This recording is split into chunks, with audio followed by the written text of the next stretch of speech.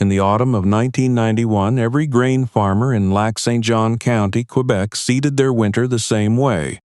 They plowed in September, spread urea in October, and waited.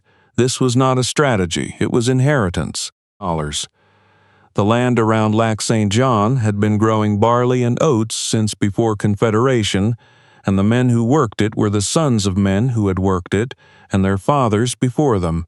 And the idea that any of them might approach that clay-heavy northern soil differently was not a controversial idea. It was not even a conversation anyone was having. It was simply not a thought that existed in the county. The Auber farm sat on 320 acres along the south shore of the lake, 12 kilometers west of Alma. Fernand Aubert had bought the original land in 1958 from a neighbor who was taking mill work in Jonquière, and he had added to it through the 1960s until it was a farm that meant something in a region where farms still meant everything. His son, Marcel, had taken it over in 1979. Marcel Aubert was 47 years old in 1991. He was not a man who talked much. He kept a notebook in blue ink, knew his input costs going back 15 years, and had never once been surprised by his yield at harvest because he had already calculated what it would be by the second week of August. He was not a man who needed to be told how to farm. He had good land, and he understood it, and he worked it carefully, and he paid his bills in December, and he did not ask whether there was another way. The way he was doing things was working. His daughter, Renee, was 19 years old that autumn and had just finished her first year at Laval University in Quebec City. She had gone into agricultural sciences, not because anyone pushed her toward it, because she had grown up watching her father walk his fields at dusk, and she had understood from the time she was 11 years old that the ground itself was the thing that mattered, and she wanted to understand it better than anyone in her family ever had. Let me tell you about Renee Aubert, because she is the reason this story exists. She was not louder than her father. She was not more confident. What she was attentive in a way that made people uncomfortable if they noticed it. She had a habit of asking questions that seemed simple until you tried to answer them, and she had been doing it since she was old enough to talk. She came home from Laval that October with a duffel bag and a backpack and a 3-ring binder so full of photocopied papers that the rings had bent open at the bottom. Her professor, a soil ecologist named Dr. Helene Marchand, had spent the winter semester teaching her students one central thing, that the soil of the St. Lawrence lowlands and the lake country north of it had been losing its capacity to function for 40 years, and that the losses were not visible in a single year's yield, but were accumulating in the subsoil the way a slow crack accumulates in a foundation wall. You do not see it until something shifts. Renee had written that down and put a star beside it. Let me tell you about what Dr. Marchand had been researching, because you need to understand what Renee had learned before you can understand what she proposed. The soils of southern Quebec are fundamentally different from the black loam prairie soils of the western grain belt. They are heavier, wetter, more prone to compaction, and historically far more dependent on biological activity to stay productive. Before intensive cultivations, those soils carried between 8 and 12% organic matter. By 1991, most of the cultivated land in Lac-Saint-Jean was below 3%. That decline had happened over the course of 2 generations of farming, and it had been masked by the increasing use of synthetic nitrogen, which kept yields acceptable while the underlying soil biology quietly collapsed. The nitrogen inputs were not improving the soil. They were replacing a system that the soil had once operated on its own. And every year of replacement made the soil slightly more dependent on the inputs and slightly less capable of functioning without them. The specific problem Dr. Marchand had documented in her research was what she called biological debt. A soil in biological debt still produces. It still responds to fertilizer. It still looks like a functioning field from the road, but it has lost the microbial populations, the fungal networks, the earthworm activity, and the aggregate structure that allow it to hold water during drought, drain properly during wet springs, and release nutrients at the rate the crop actually needs them. A soil and biological debt is a field that is one bad season away from a crisis it cannot recover from without intervention. The intervention Dr. Marchant had been studying was not exotic. It was a rotation of deep-rooted cover crops seeded after the main crop harvest in September: tillage radish, winter rye, hairy vetch in the right conditions. Species that would germinate in the cool autumn window, push roots down through the compacted subsoil, die over winter without needing to be terminated, and decompose in place through the spring thaw, feeding the microbial populations that had been starved out of the soil for 30 years. Renee had studied the root architecture of tillage radish for 3 weeks. It produces a taproot that can penetrate 40 centimeters of compacted subsoil in 6 weeks. It is sometimes called the tillage tool that you never have to pull.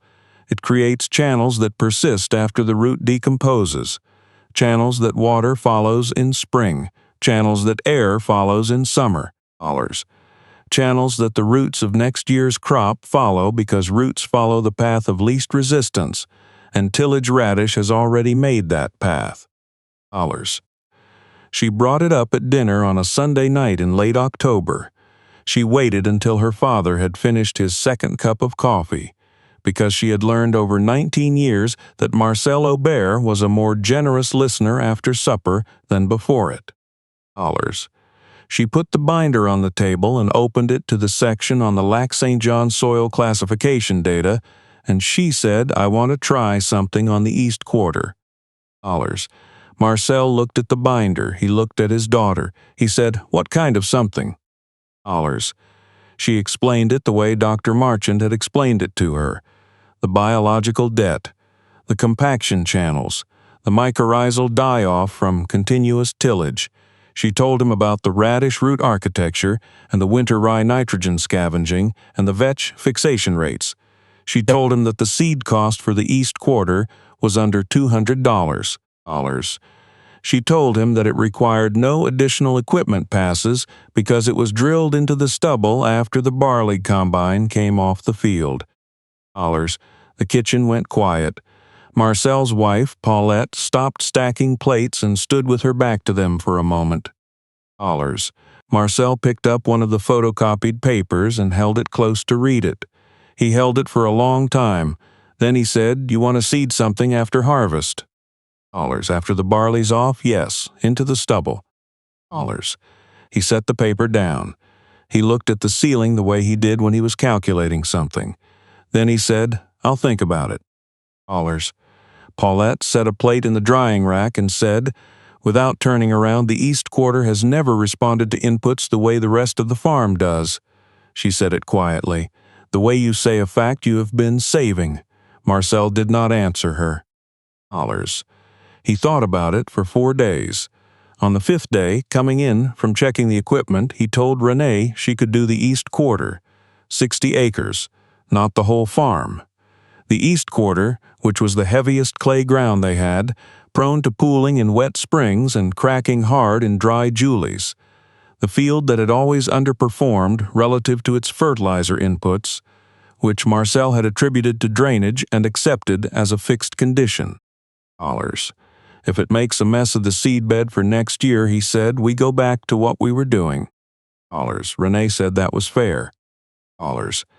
Let me tell you about what happened at the Alma Agri-Service Depot the following week, because it is the moment this story turns. The Agri-Service Depot on a weekday morning in November was a specific kind of place in Lac-Saint-Jean County. It was where the serious farmers of the region came to pick up parts orders and discuss the end of the season, and the man who had the most to say in that room most mornings was a fellow named Robert Vaillancourt. Robert Vaillancourt had been selling crop inputs for Agrocentric Cooperative for 19 years, and he knew every farm in the county by name and by soil type and by what they were buying in the fall. He was 55 years old, and he had never been surprised by anything that happened on a grain farm in Lac-Saint-Jean County, and he had the sales history to prove it. Renee had gone to the depot to pick up a hydraulic fitting for the drill. She was not there to discuss her plans. But Robert Vaillancourt saw the bag of tillage radish seed in the bed of the truck through the depot window when she pulled in, and he said, loud enough for the 4 or 5 farmers near the parts counter to hear, "Renee Aubert, what in the world did you put in the back of that truck?" "Dollars," she told him. "Dollars." The silence lasted about 3 seconds. Then Robert Vaillancourt started laughing. Not a laugh of amusement, not even a laugh of genuine surprise. It was the laugh of a man who has heard something that he does not understand and has decided that not understanding it is proof that it is wrong. "Dollars. Have you ever heard that laugh? The one that is not really a response to what you said, but to the fact that you said it? The one that assumes that if the idea was any good, he would have heard of it already?" That was the laugh Robert Vaillancourt produced in the Alma Agri Service Depot on a Tuesday morning in November of 1991. "Dollars. Radish," he said, wiping his eye. "You're going to seed radish in Marcel Aubert's barley stubble in November. That's a garden crop. That's not a farm crop. You'll have a mess of frozen mush in the spring and nothing to show for it." "Dollars. It's not a vegetable crop," Renee said. "It's a cover crop. It fractures the subsoil and builds organic matter for the rotation." "Dollars. Your father know about this?" "Dollars. He gave me the East Quarter." "Dollars." Robert shook his head the way a man does when he watches someone make a mistake he has seen before. "The East Quarter," he said. "Well, when it doesn't come up, at least it's only 60 acres. He looked around at the other farmers. Laval sending kids home to grow salad in the clay, he said. And 2 of the men near the counter laughed, and Robert went back to his order forms. "Dollars." Renee picked up her hydraulic fitting. She did not say anything else. She walked out and got in the truck and drove to the farm and drilled her cover crop.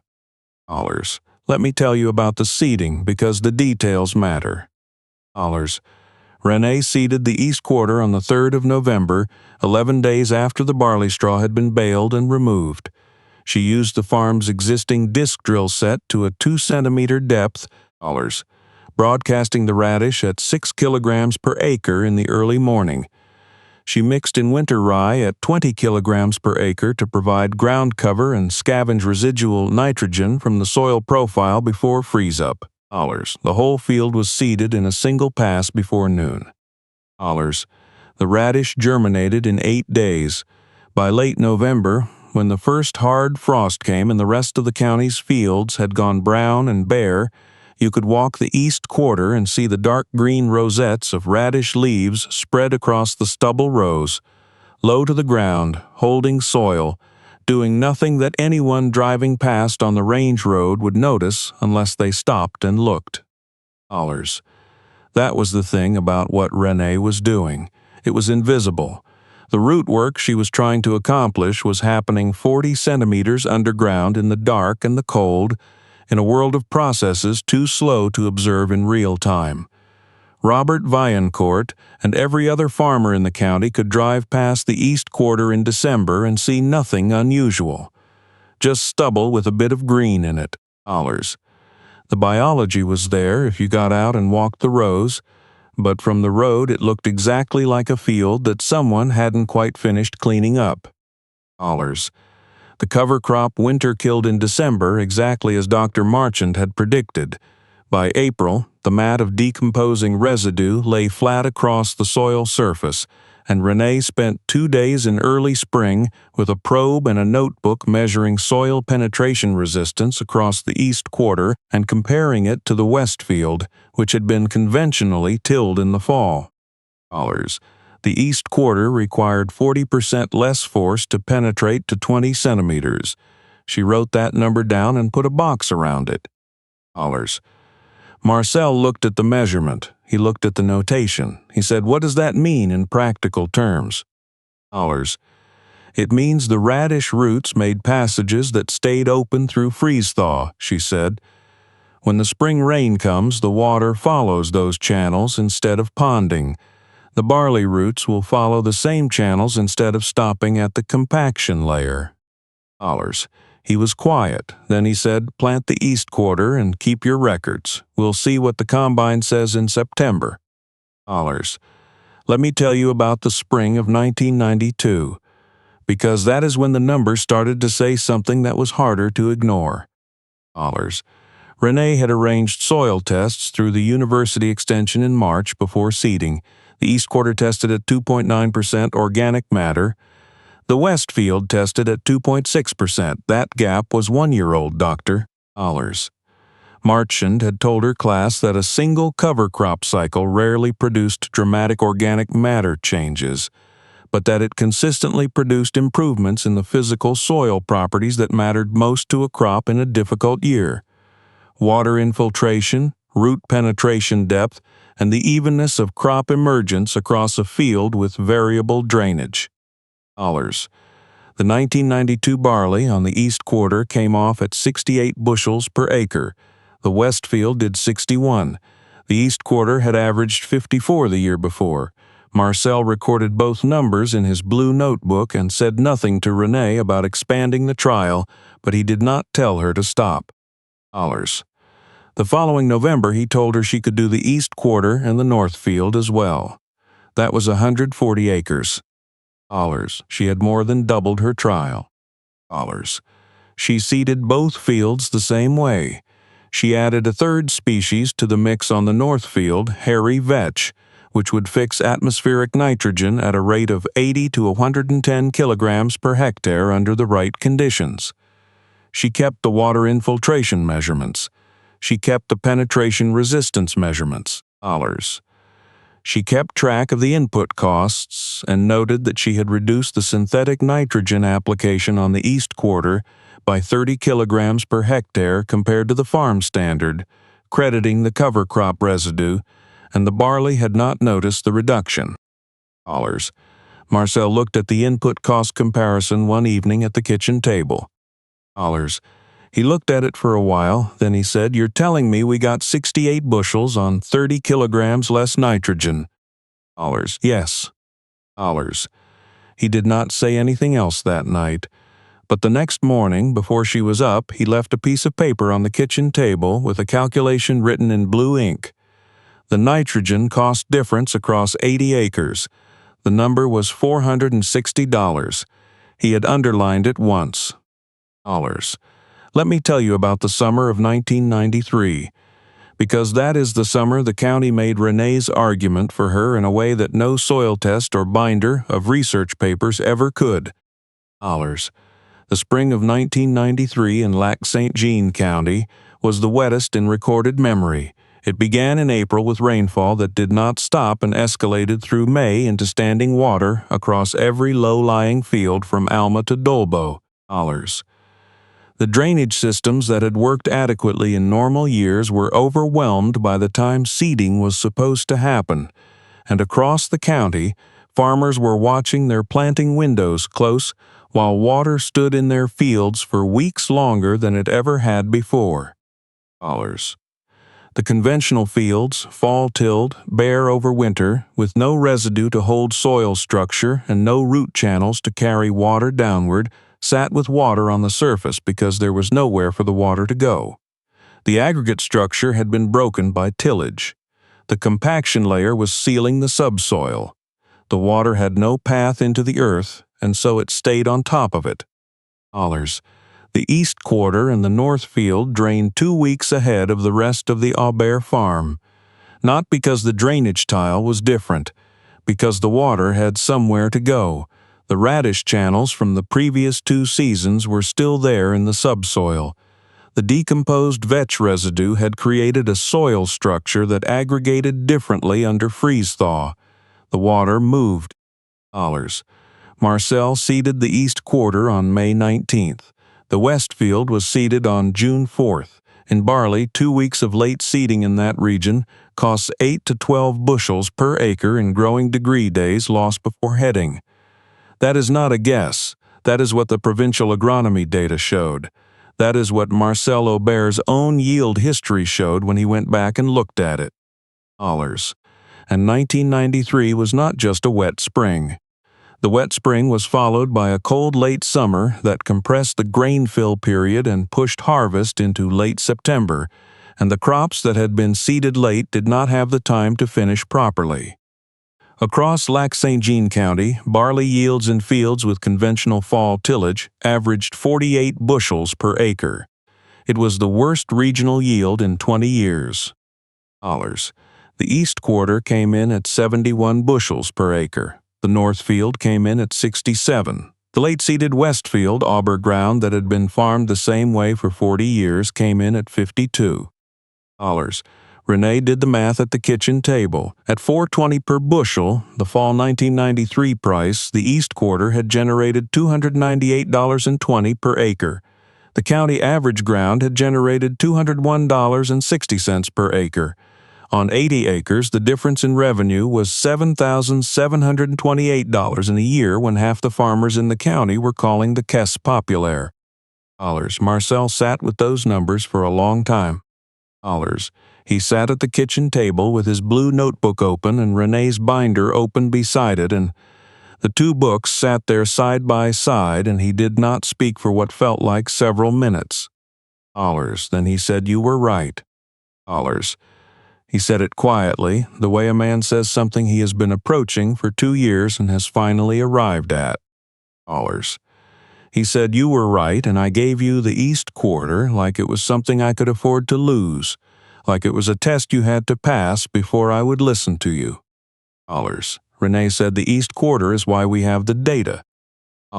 He looked at her. "I know," he said, "that is not what I mean." Paulette was in the doorway, and she did not say anything, but she was there. The following week, Marcel told Renee she could do all 320 acres. She told him what she needed, and he ordered it. Let me tell you about the afternoon Robert Vaillancourt drove down the range road and turned into the Aubert farm driveway. He came in November, after the numbers from the county's cooperative elevator had circulated. Everyone in the region knew what the yields had been by the second week of October, the way farming communities always know through conversations at the elevator wicket and the fuel co-op and the church parking lot on Sunday morning. Robert Vaillancourt knew the county's average. He knew the Aubert numbers. He had been a crop input dealer for 19 years, and he was good enough at his job to understand what the gap between those two numbers meant.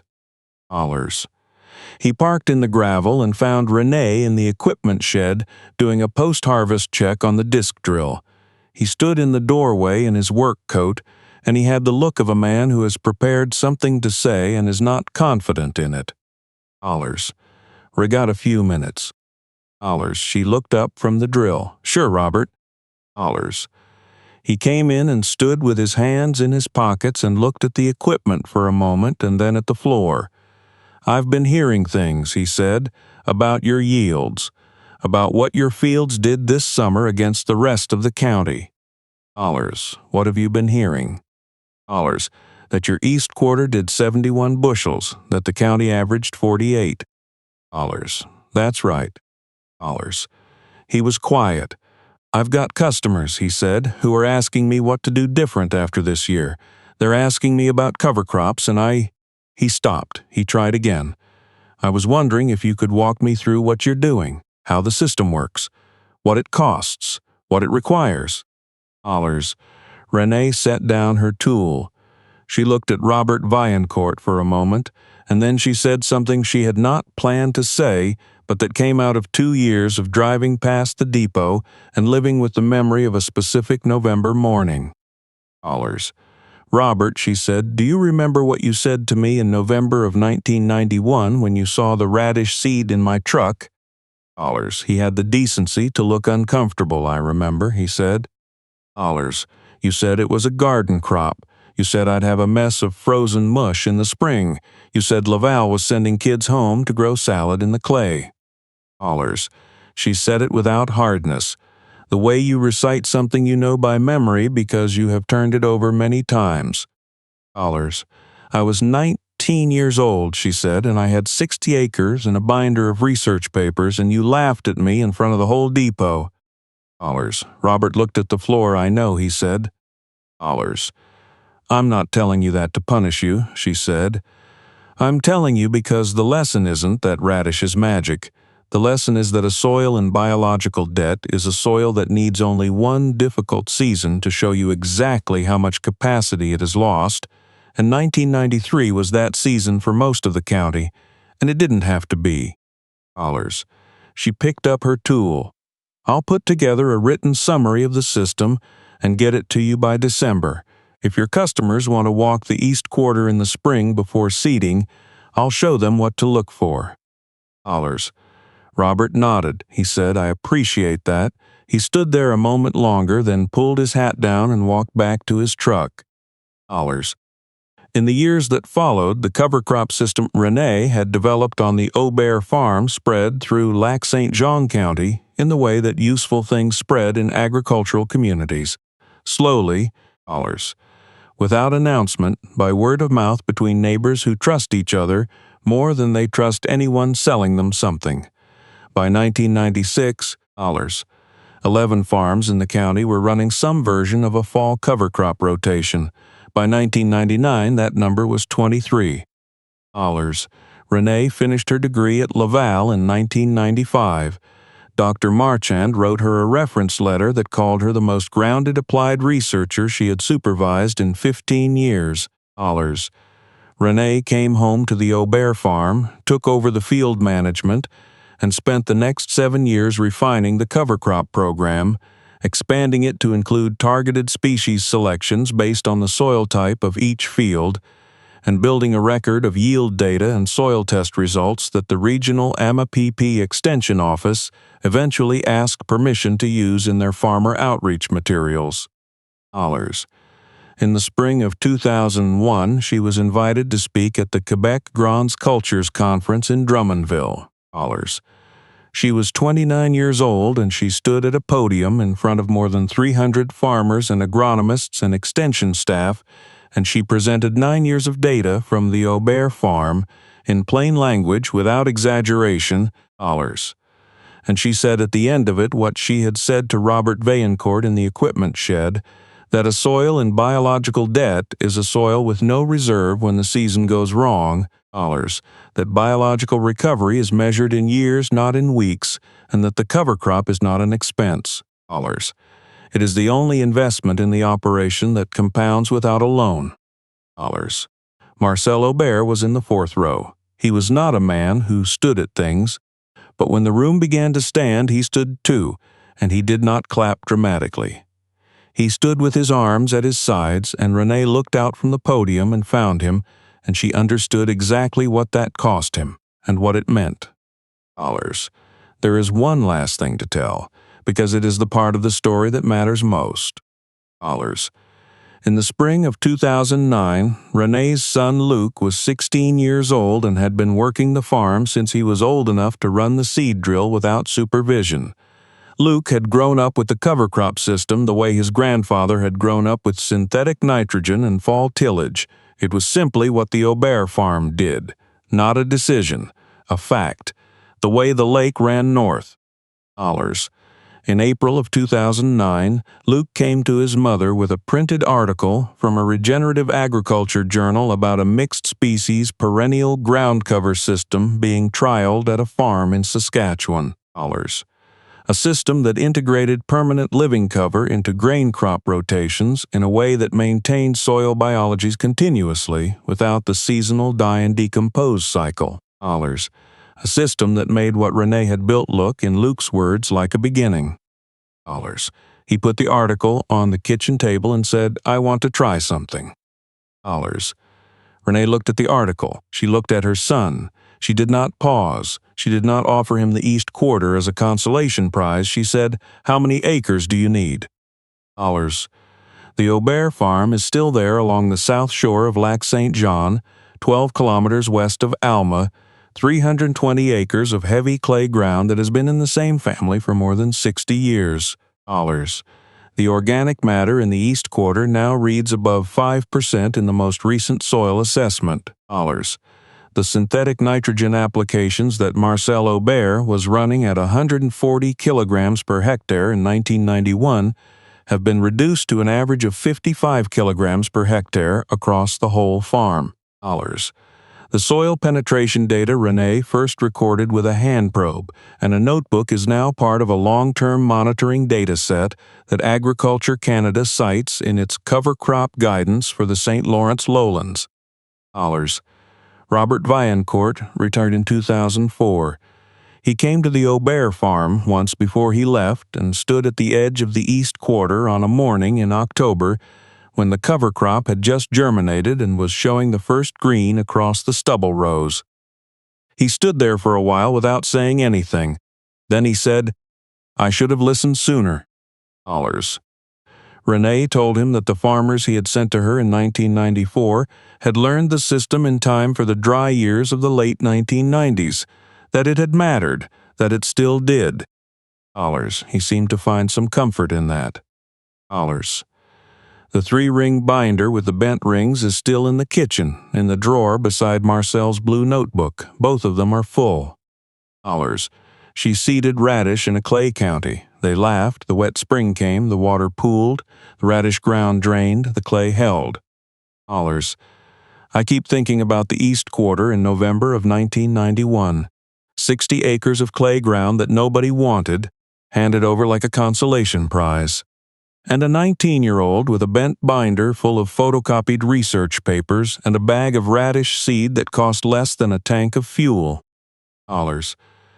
What Robert Vaillancourt saw that morning at the depot was a young woman doing something he didn't recognize. What he didn't see, couldn't see, because he wasn't looking for it, was that René had done something most people never do. She had gone looking for a better question before she accepted the standard answer. That is not a common thing. Most of us learn a system, and then we defend it, because the system is working well enough and the cost of being wrong in public feels higher than the cost of being quietly mistaken for another decade. Robert wasn't a bad man. He was a man who had stopped asking questions about soil because the inputs kept the yields acceptable, and acceptable felt like proof. What I take from René's story isn't really about cover crops. It's about what happens when a person is genuinely honest about what they don't know. She came back from Laval not with certainty, but with curiosity. A 3-ring binder full of questions she hadn't been able to answer yet, and the integrity to bring those questions to her father's kitchen table instead of waiting until she had something safer to say. That took something. Marcel could have shut it down in 30 seconds. The county could have made her feel small enough to drop the idea entirely. She kept going anyway, not because she was reckless, but because she had looked at the data carefully enough to believe it was worth testing. That combination, honest thinking and the willingness to act on it before the crowd catches up, is rarer than people admit, and it doesn't protect you from being laughed at. René got laughed at. She drove home from the depot and seeded her radish and wrote her measurements in a notebook while Robert Vaillancourt went back to his order forms. The laughter didn't change what the soil did that winter. The roots went down anyway. The 1993 wet spring is the part of this story I come back to most, because the fields that pooled weren't farmed by careless people. They were farmed by experienced, capable people who had made reasonable decisions based on the information they trusted. The difference was that René had spent 2 years building something invisible. Channels in the subsoil, structure in the aggregates, biology in the top 20 centimeters, that nobody could see from the road and that showed its value only when everything went wrong at once. That is how it usually works. The things worth building are the things that look like nothing until the season turns. Marcel standing up in the fourth row in Drummondville is the image I hold on to. Not the yield numbers, not the input cost savings, not the MAPAPEX citation. Just a quiet man who had spent his whole life being careful and correct, standing up in a room full of people because his daughter had been right about something important, and he wanted her to know that he knew it. Dollars. What Renee built on that farm was not just a cover crop system.